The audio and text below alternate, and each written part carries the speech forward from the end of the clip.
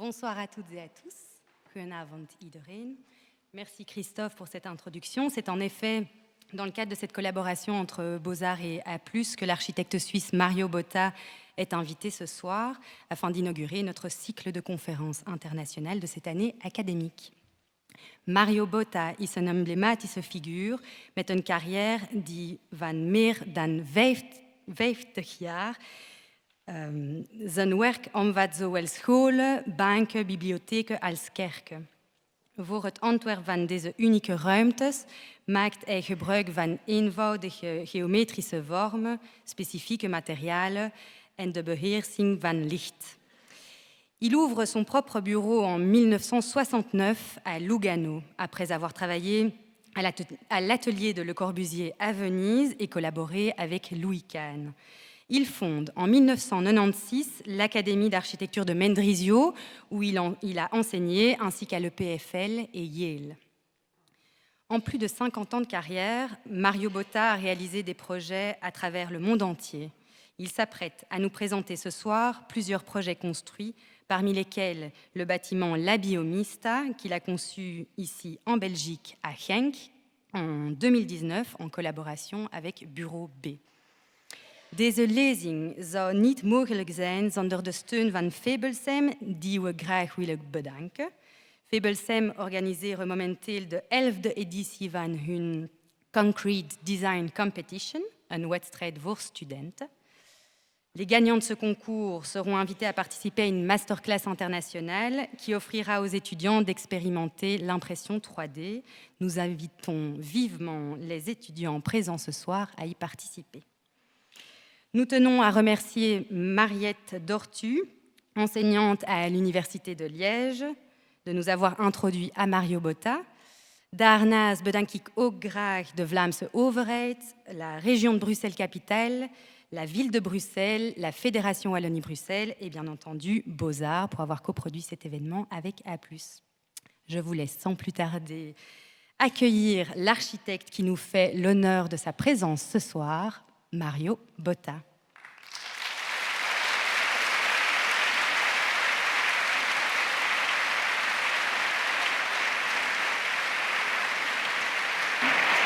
Merci.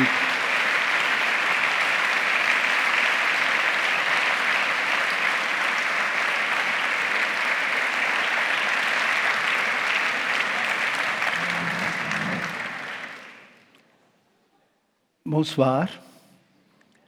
Bonsoir et je dois tout de suite m'excuser pour mon français approximatif, mais je pense qu'on va parler surtout à travers des images et je pense que la communication, il va passer.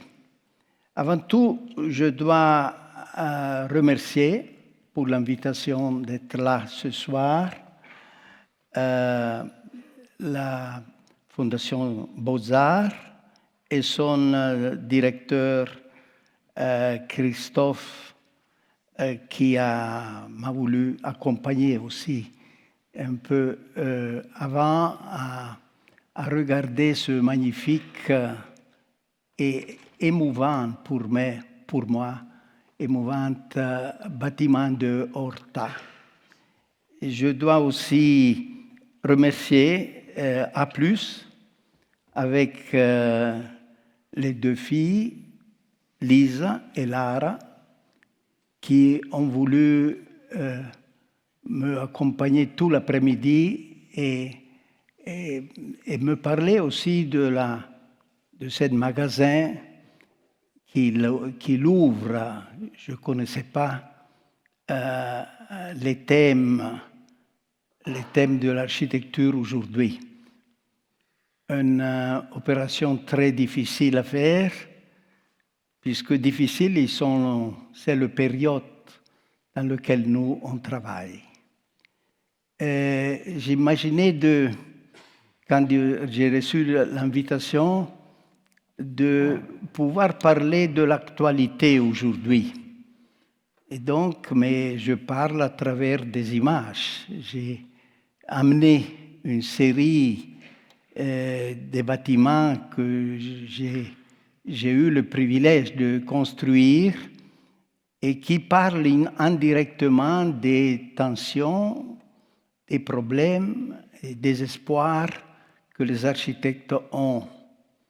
Mais pour introduire cette réflexion, que c'est la deuxième partie de ma présentation, j'ai voulu y mettre quelques bâtiments, surtout les églises et les musées, que j'ai eu l'occasion de bâtir dans les années 90. Pour moi, il était une période heureuse, une période sur laquelle j'ai pu passer des problèmes de la maison, des problèmes de l'habitat, des problèmes des écoles, à un problème de spiritualité poussée, comme celle des églises et des musées. Je parlerai après de ça, mais moi je pense que ce sont deux thèmes avec beaucoup d'analogies. Alors, moi je pense maintenant qu'on doit commencer tout de suite pour ne pas perdre du temps. Et ça, c'est une petite église que j'ai affrontée puisque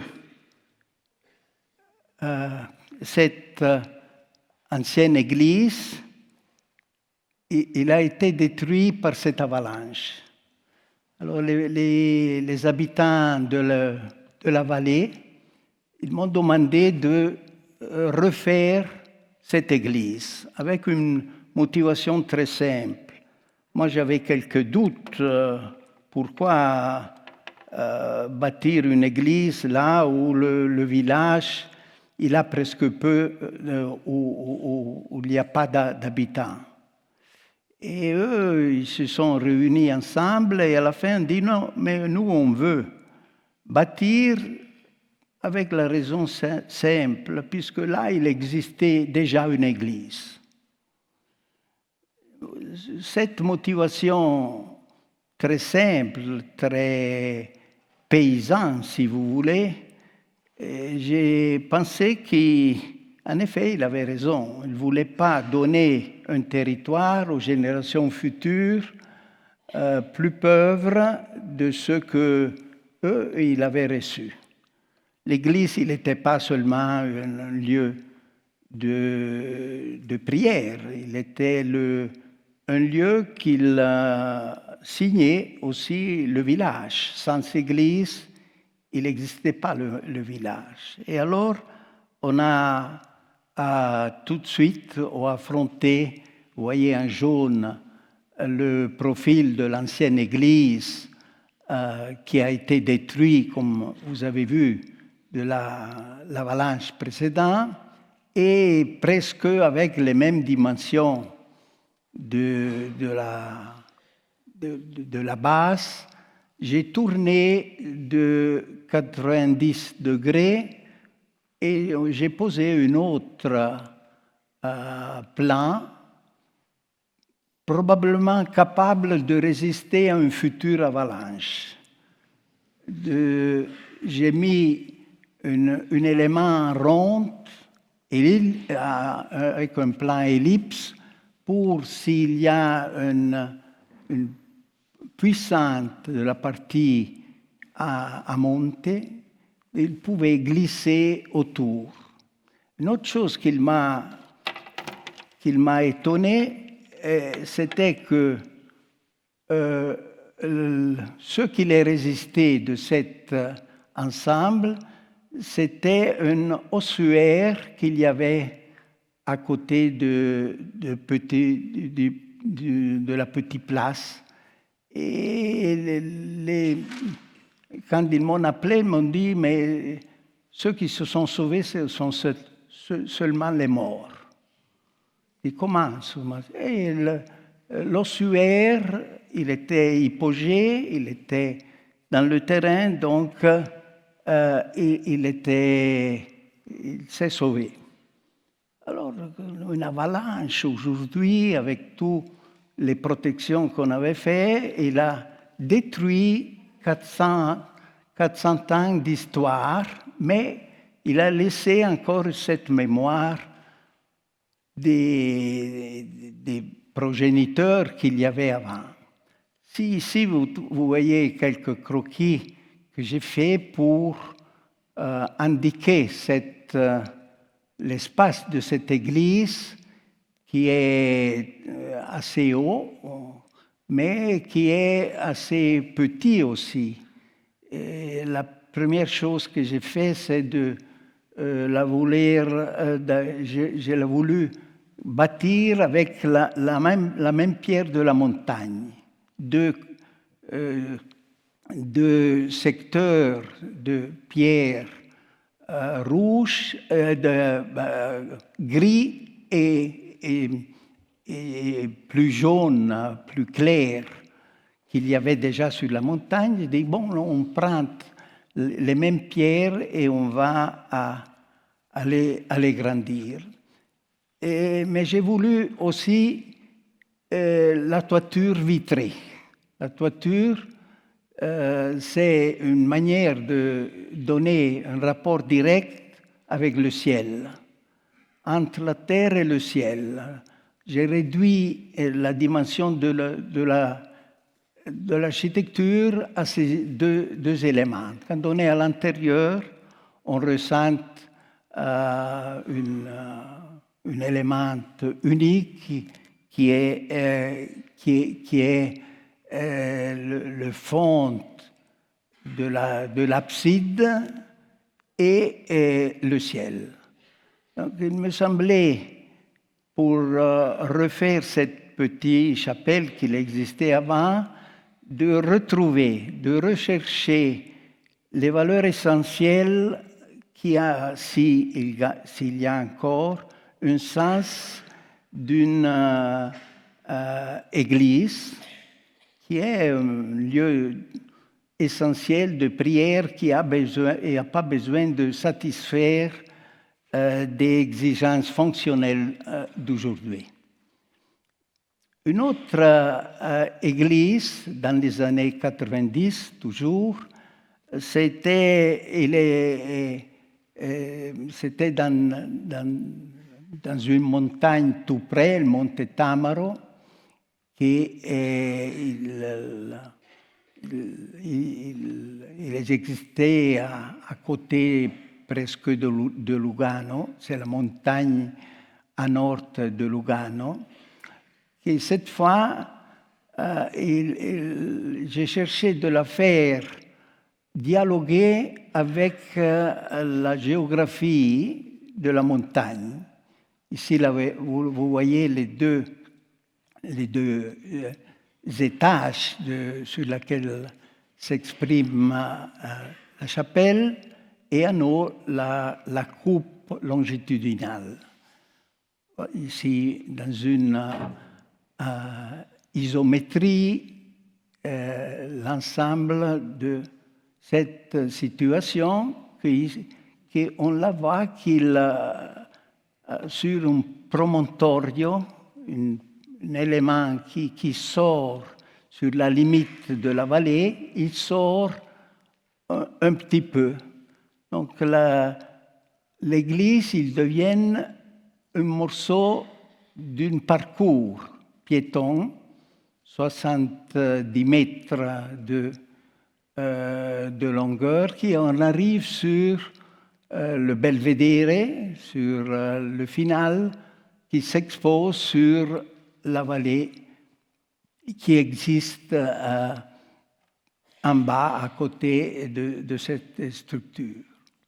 Donc, l'Église, il m'a donné, dans ces deux cas, un prétexte, une occasion de faire que l'architecture il devienne un instrument de poser des problèmes, comment toucher la terre, l'idée de gravité, l'idée de la lumière à l'intérieur, qui sont les problèmes que je pense qui se présentent aujourd'hui. Aujourd'hui, bâtir, il est resté une exigence primaire pour l'homme. On construit et l'architecture, il bâtit l'espace de vie de l'homme, l'organise l'espace de vie de l'homme. Mais quelquefois, on a perdu les fondamentaux du principe même du bâtir. Alors, vous voyez ici que l'architecture, il peut aussi se mettre dans une condition de dialogue et d'un point de vue particulier vis-à-vis de la géographie qu'il y a tout autour. Aujourd'hui, je suis toujours un peu perplexe quand je regarde qu'est-ce qu'on fait dans ces dramatiques nos années, où les différents bâtiments modernes qu'on construit, ils se ressemblent tous. Ils se ressemblent puisque les matériaux ont perdu la charge de transmettre les valeurs de gravité. Tout, ils se ressemblent. Les matériaux ont perdu la capacité d'exprimer leurs valeurs. Et donc, dans ce période-là, je suis arrivé dans une condition qu'il m'indique de trouver le sens même du bâtir à travers la radicalisation, je pense que je peux dire comme ça, la radicalisation des éléments architecturaux. Bâtir, c'est de travailler avec la force de gravité, qui est encore un des principes, le même principe qui nous tient debout, nous. Et alors, quand on renverse, comme dans ce cas-là, j'ai fait cette ligne très forte qui va jusqu'au Belvedere, il devient une sorte de clocher à l'envers, horizontal. Et alors, je voulais mettre une cloche, je l'ai mis sur cet élément horizontal. Donc, une série des éléments que j'ai trouvés de manière analogue à l'église pour le musée. Et j'ai eu la chance de bâtir dans les mêmes années, après les deux petites chapelles que vous avez vues. Ça, c'est le Marta Rovereto, qui est un des plus grands musées faits en Italie, dans un contexte historique, que ici vous voyez, il y a des bâtiments historiques, mais derrière, il y avait la campagne, et nous, on a ouvert l'espace qui restait fra les deux bâtiments que vous avez vus avant, pour y mettre un élément avec la dimension qui nous laisse toute la liberté de dialoguer avec les bâtiments anciens, avec le tissu ancien, mais de manière libre, puisqu'il ne va pas à se mettre en relation formelle avec le langage différent, mais il laisse l'espace, une condition comme vous avez vu,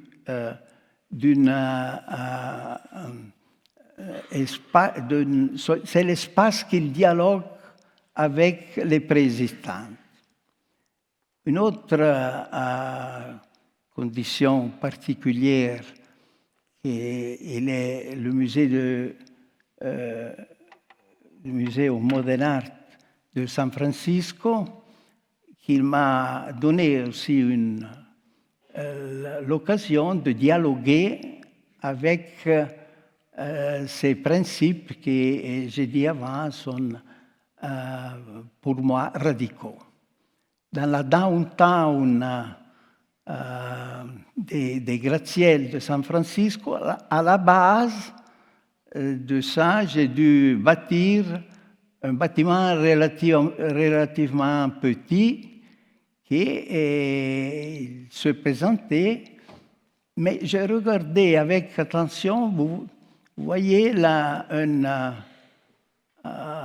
ce bâtiment-là, qui était un bâtiment qui a résisté au tremblement de terre qu'il y a eu au San Francisco au début du siècle. Et il me semblait qu'il avait une dignité, une capacité de résistance, pas seulement puisqu'il n'a pas été démoli, mais il y avait une présence il indiquait la rue devant avec une hiérarchie différente des rues qu'il y a à côté. Et en plus, c'est un bâtiment qui parlait de la ville. Il n'était pas un objet comme les autres, modernes, qu'il me semble de voir, qui ne savent plus où il est la hiérarchie des espaces. La rue devant, il est égal à la rue qu'il y a latéralement. Et le bâtiment que j'ai dessiné, au contraire, il exprime une priorité. Il est comme un vieux palais de la Renaissance italienne. Il a la façade devant qui est plus rhétorique, plus fort. Il indique la façade à côté, exactement comme le bâtiment au fond, qui a un sens de construire un bâtiment, mais de construire aussi un morceau de ville, une partie d'une ville où tout il ne peut pas rester de manière égale, comme si il y a un désert autour. La ville, il nous donne des hiérarchies. Moi, ici, j'ai cherché de donner, dans différentes manières, mais d'indiquer que c'est un morceau de ville, que là, ça termine, la partie qu'il y a les grandes hauteurs de la downtown et qui s'ouvre devant un grand jardin, un grand espace libre. Et donc, de souligner, même avec l'œil qu'il est ouvert, comme une ancienne rosone, qu'il parle de la ville plus bas qu'il y a dans le tissu devant, qu'il devait être urbanisé et qu'il est maintenant urbanisé dans cette partie. Ce qui me dérange de ces bâtiments modernes que vous voyez ici autour, c'est qu'ils se ressemblent tous. Un côté il est égal à l'autre côté. Il n'y a plus une direction, il n'y a plus une hiérarchie, il n'y a plus un sens qui parle de l'espace qu'il y a à côté, qui sont un espace généré par nos bâtiments.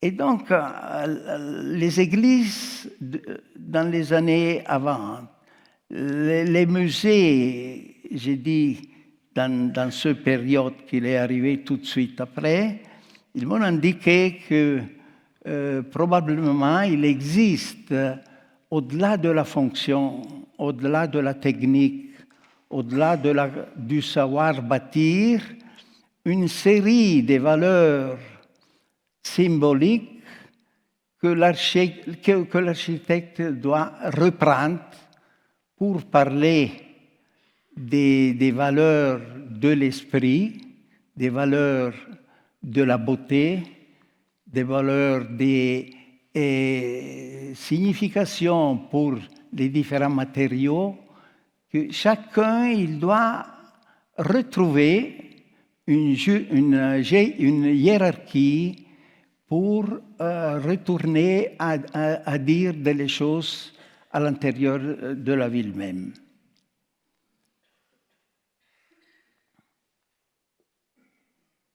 Aussi, ça c'est une passerelle que j'ai voulu pour relier les niveaux supérieurs, mais aussi pour ressentir qu'on traverse un bâtiment à l'intérieur.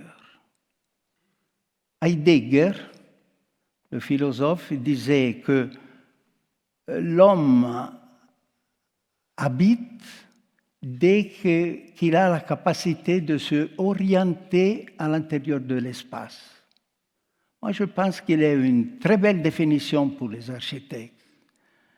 Nous, on vit dans les espaces, mais quand on habite, on a besoin de l'espace bâti et du sens de l'espace, savoir où il est le soleil le matin et où on le trouve le soir, le nord et le sud dans des autres différents, c'est-à-dire se remettre au centre, au mieux encore, remettre au centre du bâtir la géographie de la croûte de la terre, ressentir un espace et modeler dans ses valeurs primitives, dans ses valeurs universelles. Et bon, ce sont toutes des pensées que ils m'ont amené à faire que cette passerelle, qui est au sommet et à l'auteur de la toiture, puisse donner aux visiteurs la dimension de où ils se trouvent. La dimension aussi vis-à-vis de la hauteur de la campagne. Ils sont des sentiments qu'à travers la technologie, les ascenseurs et les hauteurs de la plupart des bâtiments, on a perdu totalement de prendre en considération. Si vous voyez un petit œil vitré, le soir, il devient une pointe de repère et de signalisation et d'identité que la ville beaucoup plus grande, avec tous les gratte-ciel, il avait perdu. Un petit signal de force, il a pris une indication de sa propre identité à l'intérieur de la ville, exactement comme le Bay Bridge qu'on voit au fond et qu'il traverse la bahia de San Francisco. Donc, la recherche à travers l'architecture des éléments qui puissent donner encore aujourd'hui une identité propre au fait architectural. Ici, maintenant, je vous amène du travail plus récent. J'ai eu le privilège de toucher la Scala, un théâtre mythique à Milan. Ici, vous voyez le tissu avant la construction de la Scala, comment il était compact à la fin du du XVIIIe siècle, qui était l'époque quand la Scala il est brûlé à l'intérieur du Palazzo Reale, et on a appelé Pier Marini, un architecte de la fin du XVIIIe siècle, pour bâtir. La chose qui m'a étonné de cette image, qu'il était une lithographie qu'on a trouvée, c'était le courage qu'à la fin de 1700, il avait la bourgeoisie milanaise. Regardez les bicoques, les maisonnettes qu'il y avait tout autour. Et eux, ils se sont battus pour mettre le théâtre, qui était à ce moment-là comme le téléviseur qu'on a nous aujourd'hui. Et c'était le lieu de l'imaginaire collectif. Eux, on a voulu bâtir là. Pour le bâtir sur ce site, on a démoli une ancienne église romanique, très belle, avec 3 nefs, et on n'a pas pensé trop. On a dit, bon, l'église, il y a des autres églises. Là, c'est ce qui deviendra pour nous le lieu de l'imaginaire collectif. On va au théâtre pour vivre ce qu'on n'a pas dans la quotidiennité.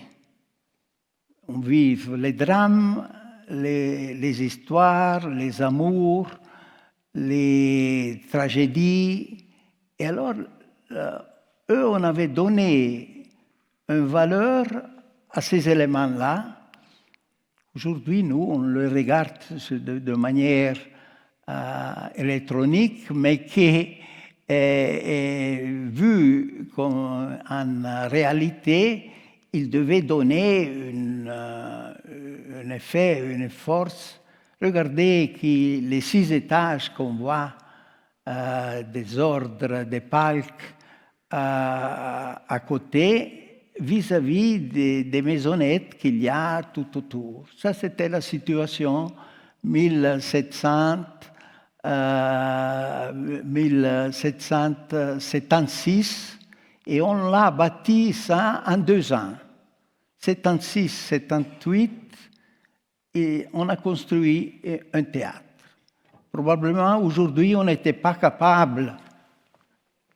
On n'était pas capable de le faire aujourd'hui, puisque la dimension du théâtre de Pier Marini, c'est une dimension énorme. Alors, qu'est-ce qu'on a fait, nous? Nous, on devait faire la restauration d'une partie possible du théâtre pour donner, le but, il était pour donner à vivre au-delà de la restauration au minimum encore une 50aine d'années. Vous voyez en noir le plan de Pier Marini, en rouge ce que nous, on a transformé, puisque en bleu, c'était les transformations faites dans les décennies d'années passées. Donc, on a laissé la boîte autour, les murs périmétrales, et on a cherché de construire à l'intérieur. Vous voyez quelle dimension énorme qu'il y a. Le théâtre de Pier Marini, 1700, il était déjà un théâtre grand, énorme pour l'époque. Mais c'est curieux, on a trouvé écrit partout que le théâtre, il n'était pas un bâtiment, et le meilleur théâtre, c'était pas celui qui avait la meilleure salle. Non. Le meilleur théâtre, il devait être, surtout le processus du XIXe siècle, ce qu'il avait la profondeur plus performante. Puisque l'illusion scénique, il venait dans la performance qu'on pouvait donner aux visiteurs dans la salle vis-à-vis de la profondeur scénique.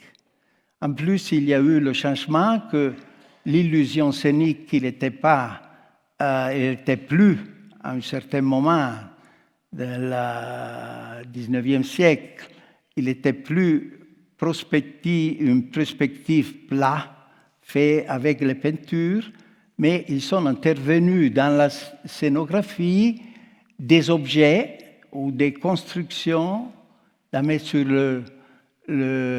la scène, et donc on devait ou les baisser en bas, la fosse scénique, ou les enlever sur la tour scénique pour les faire disparaître vis-à-vis de la vision qui pouvait avoir les spectateurs.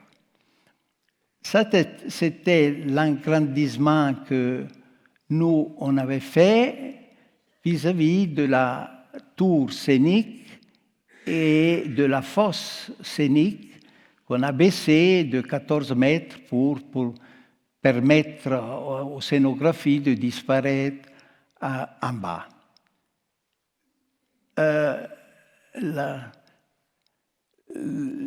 Ce qu'on devait construire, c'était les deux tours, celle scénique que vous voyez sur le front spatial. On a ajouté une autre tour pour les loges des artistes et pour les espaces complémentaires qu'on avait besoin, avec une grande rigueur, en disant que la toiture, la grande toiture, il dessinait aussi ce qu'il y avait en haut, sur le ciel, et ce qu'il y avait de maintenir sur le bas. Au-delà de la limite de la grande, on a tenu et on a respecté le langage historique qu'il y avait. Au-dessus, sur la toiture, ou sur ce qu'il y avait au-dessus de la toiture, les corps, ils pouvaient être, selon nous, libres d'avoir un langage complètement moderne.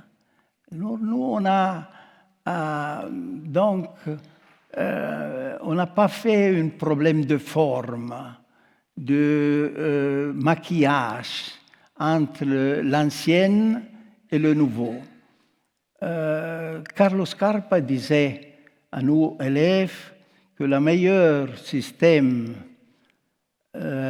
pour respecter le passé, c'est d'être authentiquement moderne. C'est une leçon d'un grand architecte qui avait une sensibilité moderne et qui ne l'a jamais trompé dans son langage pour faire des choses qui semblaient à des choses historiques. C'est ce que si vous devez faire une chose, la seule manière de le respecter est d'être authentiquement homme de votre temps. L'histoire, il a voulu que cette maisonnette qu'il y a à l'intérieur un peu foncée soit acquis, soit acheté par le théâtre. Et alors, récemment, ils m'ont demandé de démolir cette maison brune et de faire que l'ensemble de la ville reste encore donc Via Verdi, mais avec des contenus qui dépassent tous les... Ça, c'est le projet que j'ai fait. Donc, les 5 étages, 6 étages qui font la rue de Milan, c'est donné par l'organisation du plan d'aménagement de la ville. Et au derrière, j'ai fait 7 tours qui se raccordent à la première tour qui était dictée par des raisons techniques qui on devait arriver à cette limite. Alors, je me suis rendu compte qu'on a bouleversé les plans d'aménagement de la ville, puisque s'il y avait ce problème-là qui exigeait des dimensions particulières, même avec les superintendences de protection, il était bien d'accord de nous donner ce système qui, dans les prochains jours, dans les prochaines semaines, ils seront inaugurés. Donc on a bâti à l'intérieur d'une ville historique un langage moderne. Ça, c'est la conquista, ce qu'on a gagné à travers cette opération d'un langage contemporain. Après, dans la partie bas, on a de la villa, on a trouvé on a dû résoudre le problème pour une salle d'essai de l'orchestre qui est 14 mètres sous terre. Ça, c'est une partie complètement sous terre. Ça, c'est tout en bois. Il est encore à compléter. Cette partie ne sera pas inaugurée, mais il restera encore un peu de travail à faire jusqu'à la fin. Encore des églises à Turin, là où il y avait les grandes industries de la Fiat. Il y avait le travail de l'acier avec des capanons énormes. Ils m'ont donné la partie qui arrive sur l'axe, la rue que vous voyez nord-sud, pour faire une nouvelle église que ici vous voyez en bas. Le plan, il a un périmètre pour des bureaux, pour les services de la Curia métropolitana, et l'église, j'ai fait une église à 7 coins, 7 un heptagone s'appelle. Intéressant puisqu'ils deviennent les tours, ils deviennent après, quand ils touchent le terrain, ils deviennent 2 chapelles. On a tenu la ciminière pour la fumée qu'il était le souvenir de la culture ouvrière. Simplement, on a mis un petit escalier de secours qui se bouge légèrement quand il y a un peu de vent. Et sur ça, donc, on a bâti cette nouvelle église avec les 7 tours qui amènent cette lumière à l'intérieur, comme s'ils sont des voiles pour une tente Ça, c'est une tente faite en béton et en briques. Un autre élément singulier, quand on a fini l'église, le cardinal il m'a dit oui, les gens de la paroisse ils aiment, mais on a besoin d'une image à donner.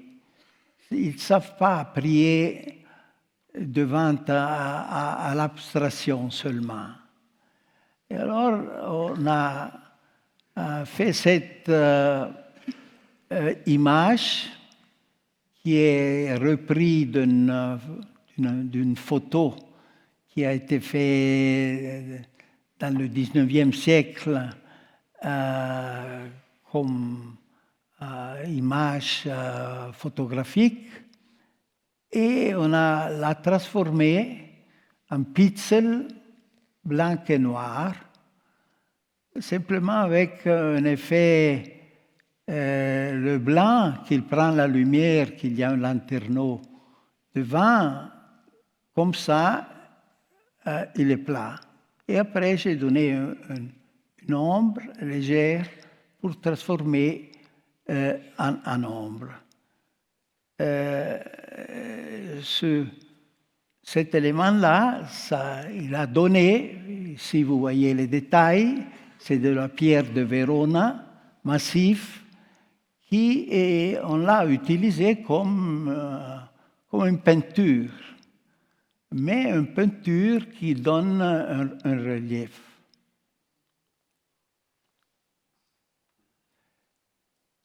Ici, un autre traitement sur un coin d'une ville à côté, Sesto San Giovanni, à côté de Milan.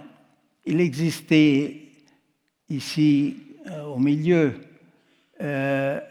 l'usine pour la fabrication qu'on connaît, peut-être que aussi que vous connaissez, de Campari. Et Campari, il est né dans cette usine qu'un ancien inventeur il avait donné dans le siècle passé. Et on avait aujourd'hui le besoin de réanimer cette zone. Celle-là, dans le coin, il est la maison où il habitait M. Campari. Et ici, on avait des nouvelles règles d'aménagement du territoire qui donnaient des grandes habitations, des résidences dans la partie haut, et j'ai dû refaire les bureaux dans la partie en bas. J'ai tenu comme signal de l'ancienne urbanisation la palazzina qui existait au centre de l'ancienne usine, et aujourd'hui il est devenu le musée pour Campari. Après, on a fait les bureaux dans la partie devant et des logements dans la partie arrière.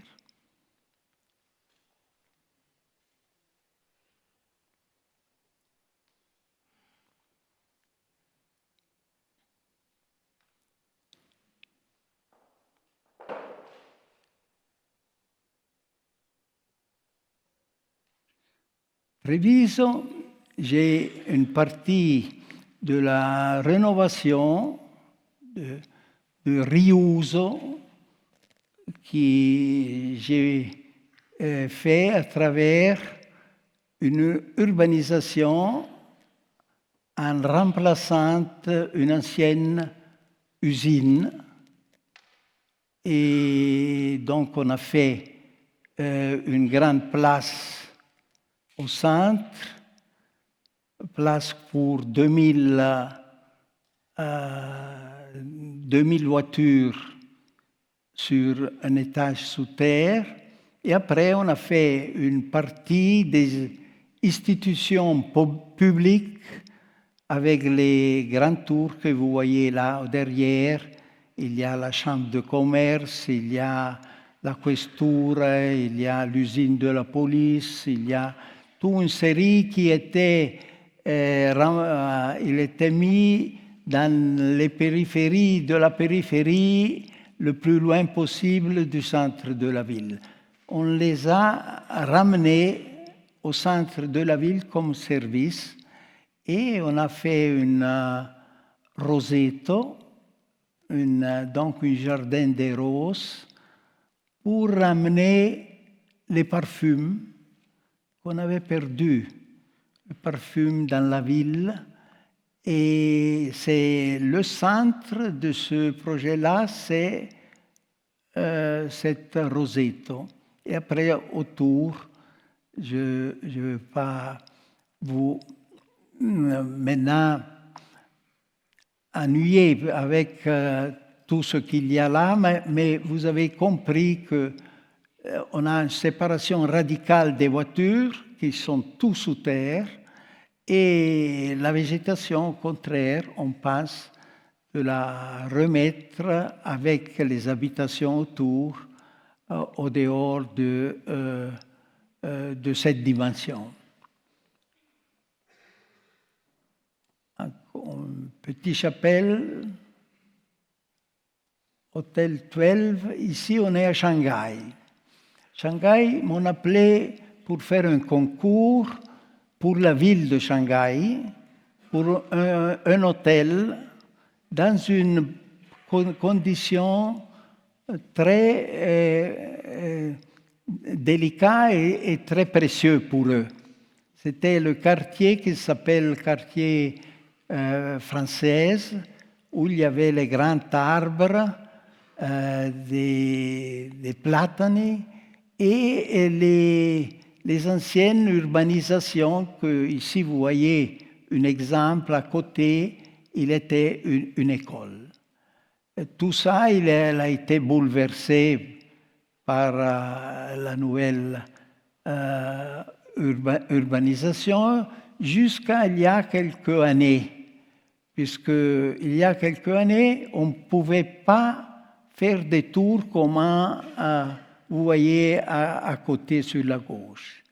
On a changé les conditions d'urbanisation et c'est curieux, ils sont devenus plus rigoureux que l'ancienne Europe. Ça, c'est la tête de l'hôtel. Il y aura un corps à l'intérieur. Maintenant, ce qu'on pouvait faire jusqu'à il y a quelques décennies passées, il était des tours partout. Maintenant, il est interdit et ils ont une conservation qui part de la raison des ombres, où il y a des raisons des ombres pour les nouveaux bâtiments, là, on a des zones de respect. Celle-là, au contraire, on a fait une partie de l'hôtel avec toute la partie publique. Il y a un centre de congrès à nous, en bas, il y a 2 restaurants et il se présente sur la rue principale qui est très précieuse comme s'il est un théâtre.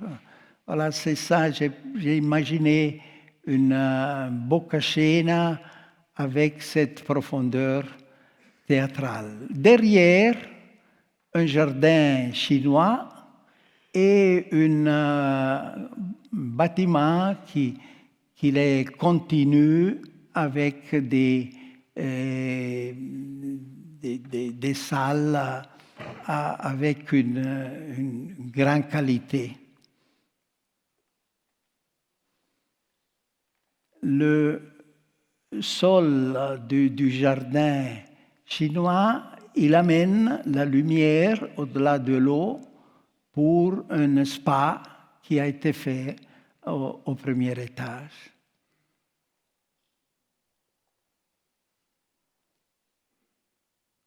Voilà. Bibliothèque à la Tsinghua University en Chine. Ça, c'est le campus universitaire de la Chine. Vous voyez en haut indiquer les deux bâtiments que j'ai faits. Et c'est la plus grande université chinoise. Il a 40 000 étudiants. Et là, j'ai gagné des concours pour faire la bibliothèque, et ici vous la voyez, la bibliothèque de service à une partie de l'université, avec les chercheurs qui sont dans le cylindre renversé et le dépôt des livres dans la partie plus linéaire qui est sur la rue. Ici, le centre, le grand atrio, où il y a tous les chercheurs qui regardent cette partie publique qu'ils prennent la lumière du lanterneau. Et ça, c'est l'Art Museum qui vient d'être fini l'année passée. C'est un grand musée de l'université. Donc, ce n'est pas un musée d'art, mais c'est un musée qu'ils vont exposer toutes les raisons d'être de l'université avec toutes les facultés que vous pouvez imaginer. La dimension, c'est celle chinoise, avec une dimension très importante. Peut-être que vous voyez en dimension le rapport avec la personne humaine qui donne la dimension de ce portique particulier. Derrière, à l'intérieur, il y a un grand bateau avec un escalier qui monte. À chaque étage, il distribue les éléments de service que le musée va fournir.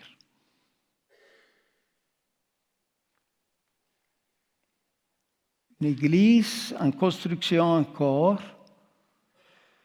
c'est c'est un élément de service à elle et la construction qu'il est encore en train d'être finie. Je dois probablement cette année avoir la chance de la finir avec un seul élément de lumière, que c'est la croix sur la toiture. Si vous voyez que la croix, il donne une croix remise avec le soleil sur les trois parois qui se présentent. Ça, c'est une coupe de la maquette vue à travers. Ça, c'est la réalisation avec un revêtement du béton en marbre de Travertino de Rome, avec les grandes surfaces tout plein, la croix qui avance.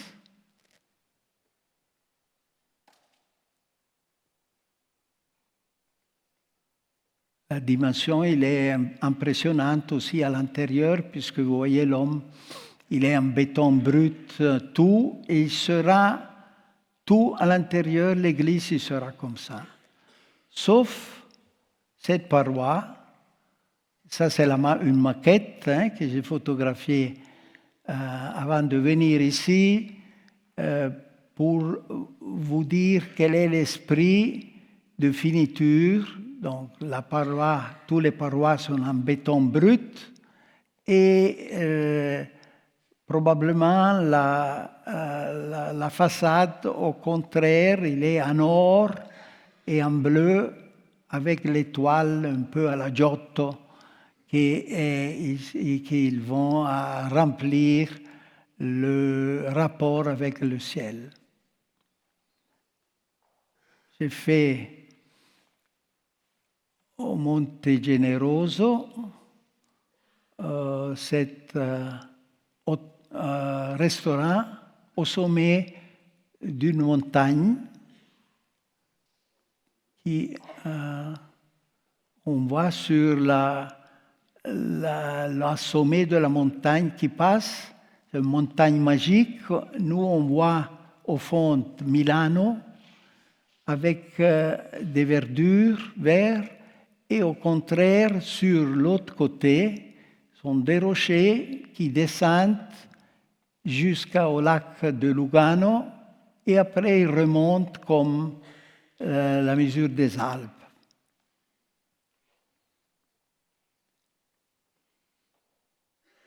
Voilà le bâtiment qu'il est fait là où il y avait déjà un hôtel du début du siècle passé.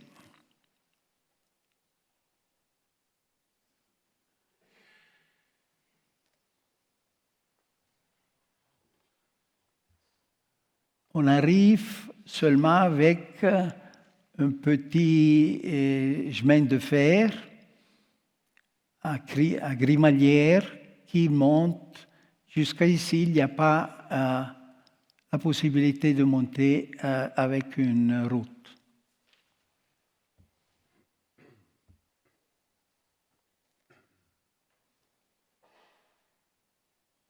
Et ici, là, le côté nord, que j'ai parlé, j'ai dit que ce sont les rochers. Il n'y a pas un terrain comme de l'autre partie vert. C'est vraiment une division entre le sud et le nord géologique. Théâtre de l'architecture à Mendrisio, j'ai eu la possibilité de faire ce théâtre, qui est un cylindre, ça c'est la partie sous terre, avec des salles de leçons. Et ici, c'est un théâtre imaginé comme les théâtres des hôpitaux, théâtre d'analyse, où on mettait le patient au milieu. Déjà à partir de 1500, on a dans les grandes universités italiennes l'idée du théâtre anatomico pour étudier les patients. Notre paziente, c'est l'architecture au sommet, au milieu. Voilà à l'intérieur, les différentes loges, ils passent les étudiants. Quelquefois, on l'utilise de manière flexible, polyvalente.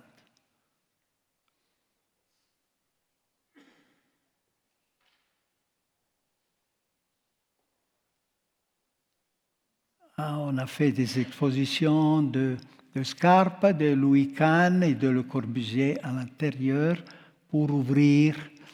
Ça, c'est une Belge, c'est Koen van Mechelen, qu'on a fait une exposition pour lui.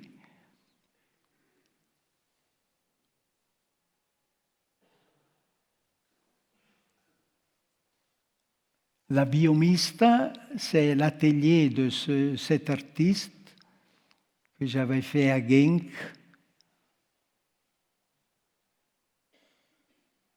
Un atelier qui est presque une fabrique. Il y a une verrière et il y a un contraste entre la verrière et les parties minérales qui sont toutes en briques noires. C'était les briques qu'il y avait les minières du carbone à Genk.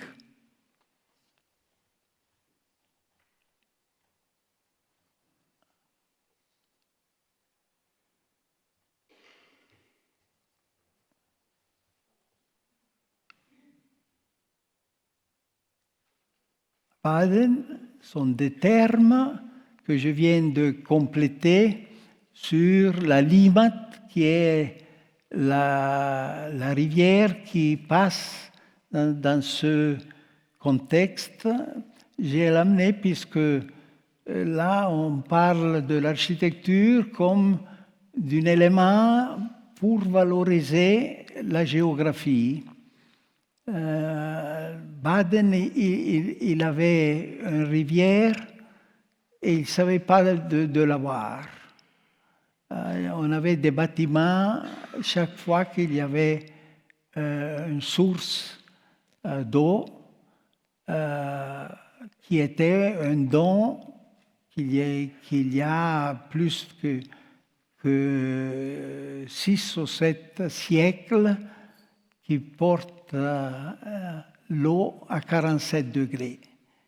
Et on ne l'a pas bien utilisé jusqu'à maintenant qu'on a à côté de la rivière, où elle est ici, à l'intérieur, on a fait ces thermes, sont des différentes formes, qu'il y a des piscines en eau.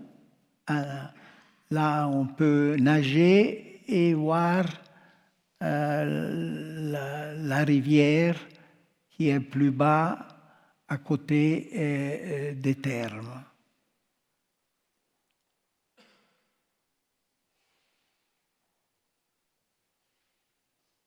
L'intérieur, il est un peu moins intéressant puisque ce sont des piscines.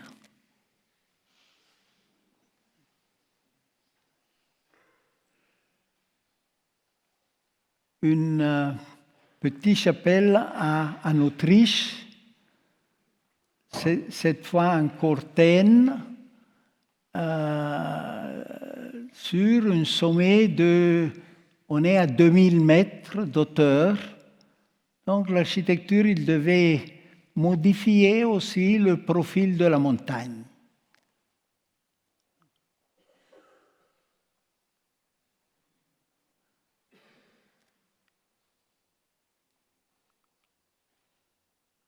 À 2000 mètres, on a des températures possibles très fortes. Et ici, j'ai un intérêt, c'est que quand on monte l'escalier, on voit cet solido platonico, géométrico, on voit 12 façades. Le sol, il est égal au plafond et le plafond, il est égal aux parois.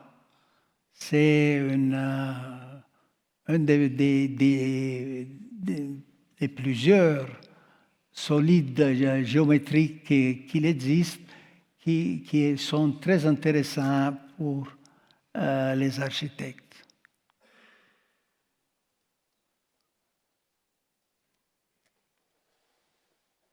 Ça, c'est une église en construction, n'est pas encore finie, à Seoul, en Corée, dans une vallée impressionnante.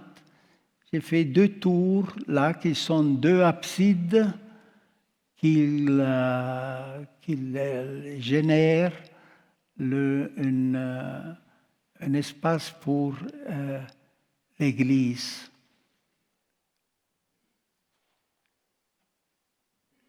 Ça, il est presque fini. On devrait l'inaugurer le prochain décembre.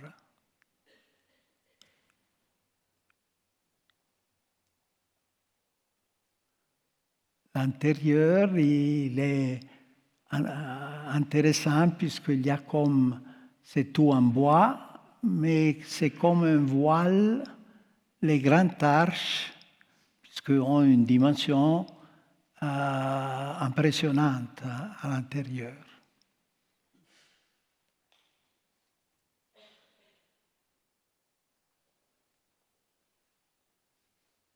Ici, une petite